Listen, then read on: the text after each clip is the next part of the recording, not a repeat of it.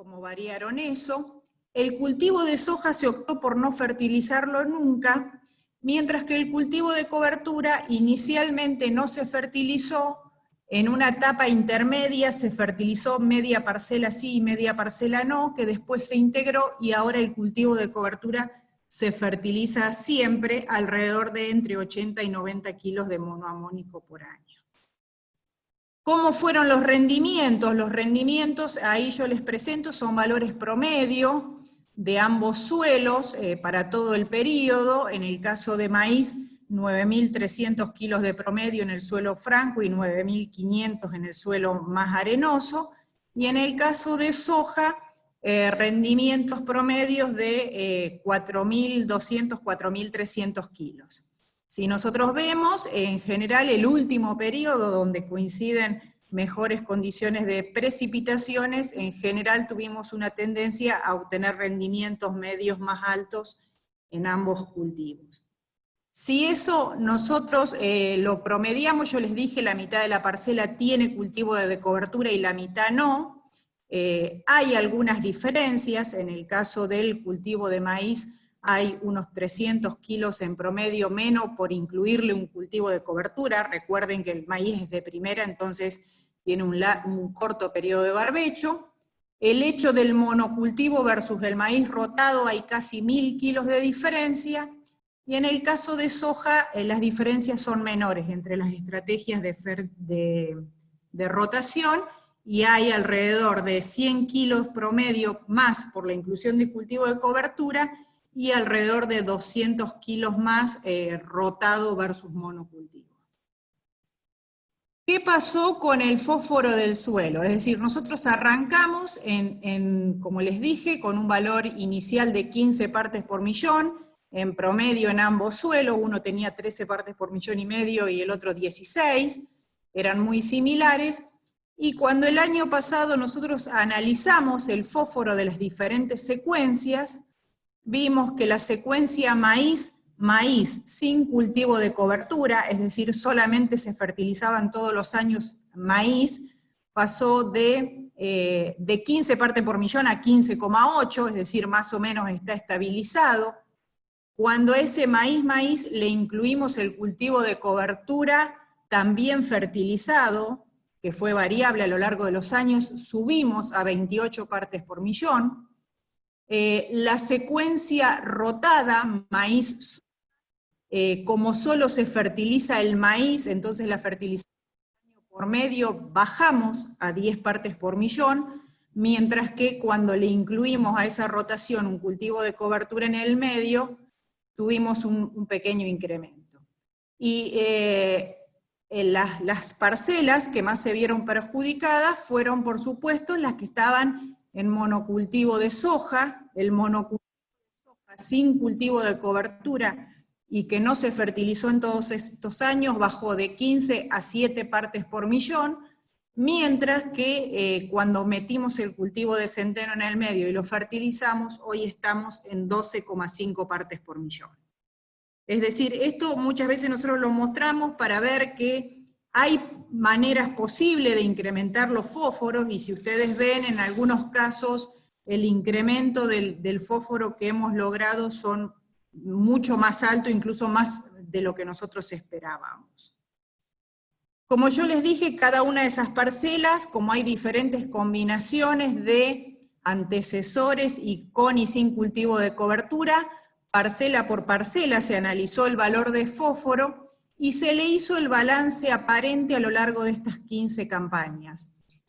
Para ello, el balance aparente se usó las tablas estas que yo les dije del INMNI, un valor promedio de extracción de 5 kilos de P por tonelada de soja, y 3 kilos de P por tonelada de maíz, es un valor promedio, y en función de la diferencia entre el fósforo agregado y el fósforo extraído en la cosecha, estimamos un balance aparente.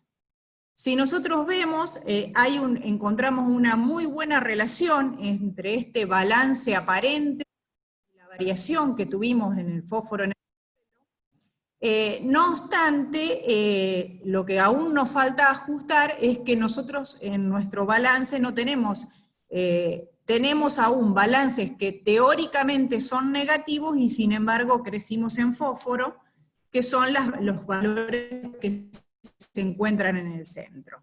Es decir, todo lo que está hacia la izquierda y hacia abajo, es decir, los balances más negativos, que son balances de 300 kilogramos más o menos de P por hectárea en los 15 años, corresponden a los monocultivos de soja, los puntitos de más abajo, mientras los que están a la derecha, valores positivos, con más de 100 kilos de P de ganancia aparente, porque ya le digo esto es por fórmula, corresponden a los que tenían maíz con cultivo de cobertura.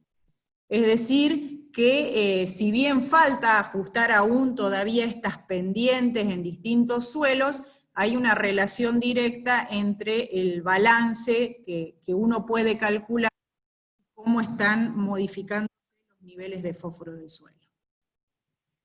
Si eso nosotros lo relacionamos con la frecuencia de fertilización, es decir, prácticamente el cultivo de soja no se fertiliza nunca, y en los que tienen cultivo de cobertura, maíz, se fertilizan 2 veces al año, hay una relación directa, y si eso después a la derecha lo vemos también relacionado, promediando las diferentes secuencias, también vemos este ajuste.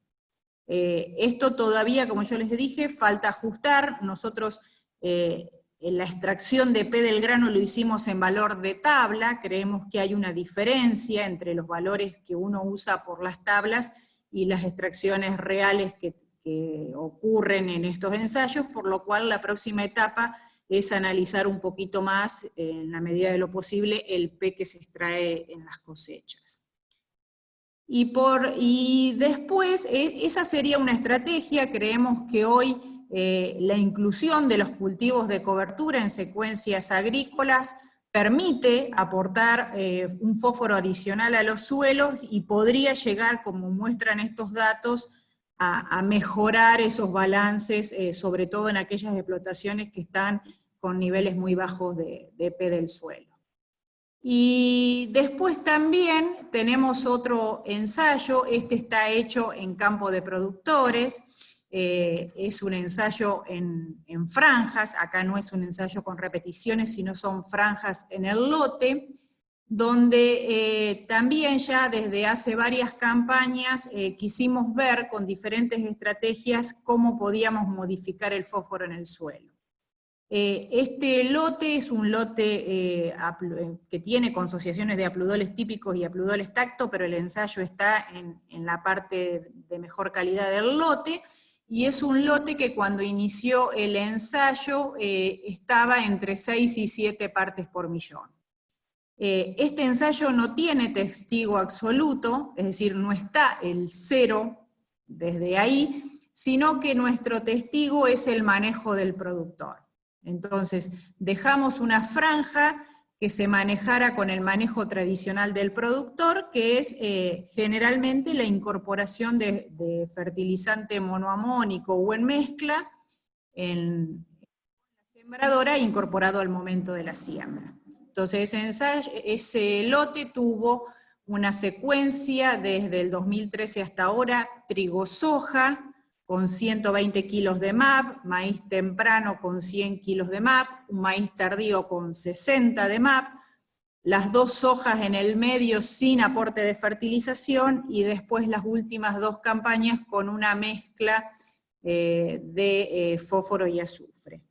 Tenemos que tener en cuenta, en este campo sufrió inundaciones, entonces prácticamente los rendimientos se vieron muy resentidos, sobre todo en el 2015 y 2016, que estuvo con problemas de anegamiento. Y a ese manejo base del productor, lo que hicimos fue evaluar el efecto de aplicaciones al boleo. Ahí muestro las campañas en las que se hizo. Durante el periodo, como les dije, de inundación no se hicieron aplicaciones, y se retomó nuevamente después de la posinundación. Se hicieron aplicaciones al boleo en el invierno de 100, 200 y 300 kilos de supertriple. Yo acá les muestro, simplemente en este caso opté por mostrar algunos rendimientos de los cultivos, en este caso les muestro los rendimientos de trigo-soja, el del 2013 y el del 2018-2019. Recuerden, el 0 es 0 dosis al boleo, pero tiene la fertilización que lleva el productor, que en general en cultivos de trigo son buenas fertilizaciones. Y tenemos el aporte adicional que logramos en el rendimiento por el agregado del fósforo durante el periodo de barbecho. En la primera campaña vemos que las respuestas fueron entre el 3 y el 8% adicionales, y en la campaña 2018-2019 estas respuestas se incrementaron considerablemente, hubo mucha más diferencia entre las estrategias de fertilización, y sí lo que vimos no solo fue un impacto sobre el trigo, sino también sobre el cultivo de soja de segunda, que fue el que más aportó a la respuesta en este ensayo. Si nosotros eso lo vemos a lo largo de todo el inicio del estudio hasta el maíz del año pasado, vemos que los rendimientos acumulados hemos logrado desde el manejo del productor un incremento del 6%, cuando en 4 oportunidades se aplicaron 100 kilos de MAP, 8,6 cuando se aplicó la dosis de 200, y un poco más del 10% cuando se aplicó la dosis de 300 al boleo. Les vuelvo a recordar, no todos los años se hicieron las aplicaciones. ¿Y qué pasó con el fósforo del suelo? Bueno, con el fósforo del suelo lo que vimos también, como yo les dije, este lote empezó con 6,7 partes por millón, el trigo está un poco por debajo, pero anda alrededor de las 6 partes por millón. Con 100 kilos de MAP tuvimos un pequeño crecimiento, no llega a las 8 partes por millón, nos fuimos a 13,200 y 17,300. En general yo creo que todavía nos falta terminar de analizar este ensayo, pero la aplicación de 100 kilos de P al boleo y solamente en 4 oportunidades, mucho de ese fósforo adicional fue a parar a rendimiento, entonces no logramos mover demasiado el fósforo del suelo. No obstante, cabe aclarar, yo acá les muestro los análisis hasta la campaña pasada, en el 2019, este último muestreo que les presento fue hecho en agosto del 2019, el año pasado se volvió a fertilizar nuevamente el maíz y todavía nos falta procesar esa información, no tenemos esa información actualizada. Pero nuevamente, si nosotros vemos cómo fueron la relación, nuevamente calculado en función de los rendimientos de cada parcela y la variación de fósforo en el suelo, vemos una relación significativa en el balance con muy buen ajuste. Es decir, nuevamente vuelvo a decir, la diferencia en el nivel de fósforo del suelo no solo obedece a la cantidad de fósforo que nosotros estamos aportando por fertilización, sino también se mejora esa relación cuando uno considera lo que se está llevando a través de los cultivos. Esto, digamos, es importante. Yo creo que este es un ensayo que está hecho no en microparcela, está hecho a nivel de campo de productor. Bueno, ahí agradecemos un poco a Pierre, Bernard, Guillermo Abad y José Lista, que fueron los que se comprometieron todo este tiempo, y muestra claramente cómo uno, haciendo aplicaciones al boleo, es posible de que incremente los niveles de fósforo en el suelo. Por supuesto que esto no es un proceso lento, pero creemos que tenemos que empezar a levantar las estrategias de fertilización, porque si no vamos a seguir con esta tendencia cada vez más de bajar los niveles. Entonces, bueno, como comentarios finales de estos dos ensayos, de estos dos estudios, en el caso de la experimental, las variaciones de P del suelo y los balances fueron similares entre suelo, por eso yo presenté los valores promedio de los dos ensayos, y que de alguna manera esos balances y la evolución de fósforo en el suelo estuvo condicionado por la presencia de maíz o de cultivo de cobertura en las secuencias, que fue lo que uno hizo que esos cultivos se fertilizaran. En la medida que soja empezó a participar en mayor proporción en las secuencias, esos balances pasaron a ser negativos. En los dos estudios, la variación de fósforo en el suelo estuvo relacionada con el balance aparente de fósforo, es decir, el P aportado por la fertilización y el P extraído en los granos. No obstante, creemos que todavía merece estudiar un poquito más la diferencia de pendientes en los balances. Nosotros tenemos que tener en cuenta el ensayo en la experimental son siempre aplicaciones incorporadas, que es un fósforo que puede que esté más disponible más rápidamente en el suelo. En el caso de aplicaciones al boleo, hay un tiempo que ese fósforo pasa a la matriz del suelo, entonces todavía tenemos que evaluar un poquito esas diferencias de pendientes según las estrategias, y también analizar un poco más la parte de la extracción real, haciendo análisis de calidad en los granos como para poder lograr mejores ajustes y no seguir utilizando valores de tabla que en general son promedio de toda la bibliografía que anda dando vuelta. Bueno, eso es más o menos, acá dejo por finalizada la presentación, no sé si hay espacio para preguntas. Bueno, Miriam, muchas gracias. Vamos a pasar, dejá la presentación si querés, por si querés volver a mostrar algo. Hay unas cuantas preguntas. En este caso están preguntando... Ay, ¿para qué? Se me fue. Había una anterior. La pregunta es respecto de cómo subir las ppm de fósforo, y creo que vos en una diapo mostraste algo de eso, y preguntan en qué unidad es lo que mostraste. O sea, vos mostraste que es 3,2 kilos de P para levantar una ppm, si es para suelos de esta zona, y si eso es pentóxido, si es MAP o super triple, pregunta.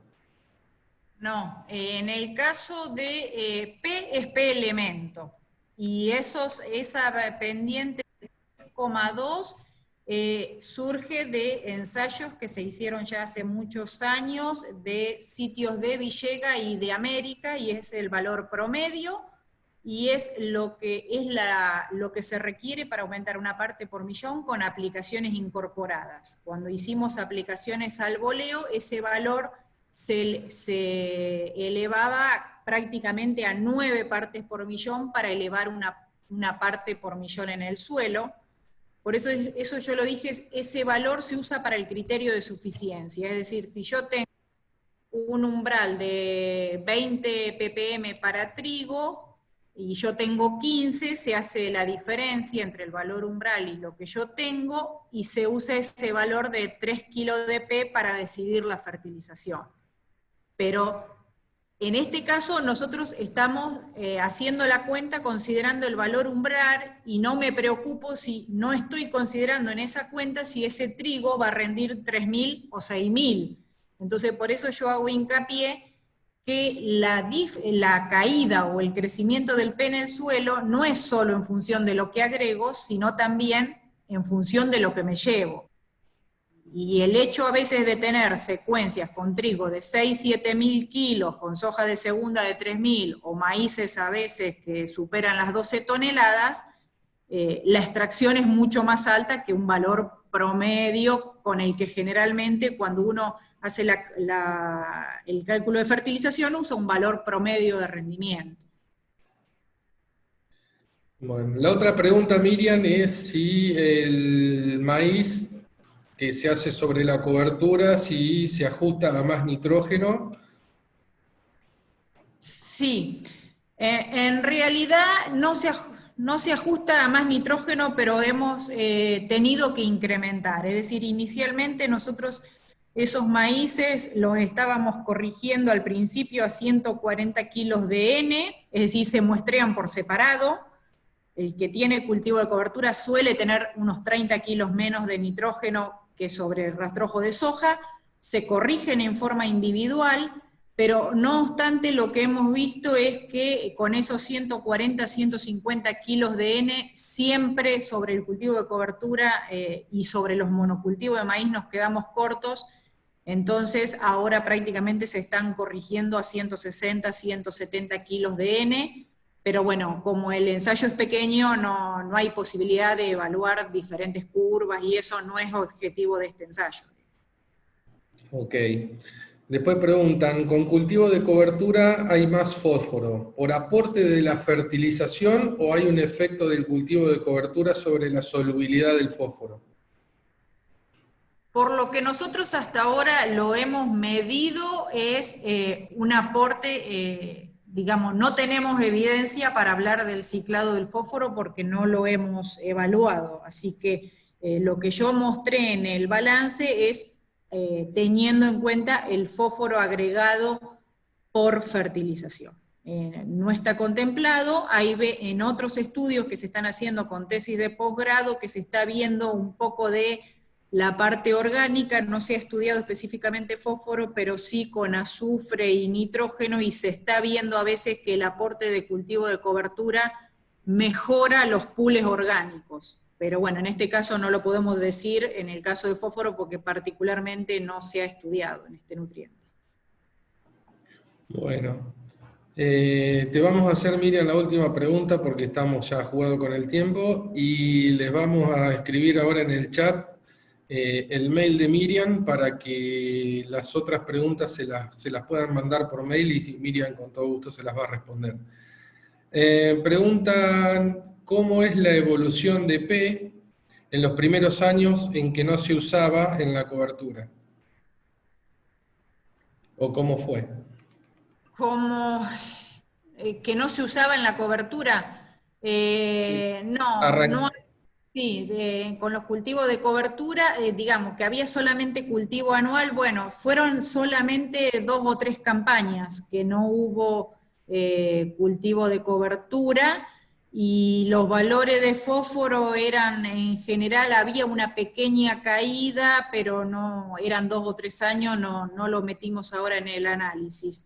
Sí tenemos otro de larga duración que incluye aporte de cultivos de cobertura sin fósforo, y vemos que la secuencia, cultivo de cobertura soja sin fertilizar, arrancamos con 13 partes por millón en el 2006 y hoy estamos en 7 partes por millón, es decir, por más que incorporemos un cultivo de cobertura, si eso no se fertiliza, va directamente una caída del P del suelo y nos pasa exactamente lo mismo que si no hubiésemos tenido el cultivo de cobertura.